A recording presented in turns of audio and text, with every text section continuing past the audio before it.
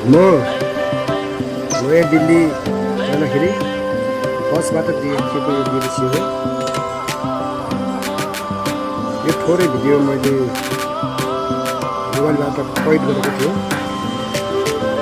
यो एकदमै समथर ठाउँ र रोडको छेउछाउमा फुलहरू रोपेको हो।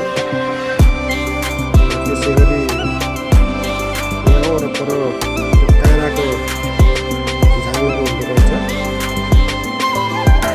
मौसम पनि एकदम क्लियर छ।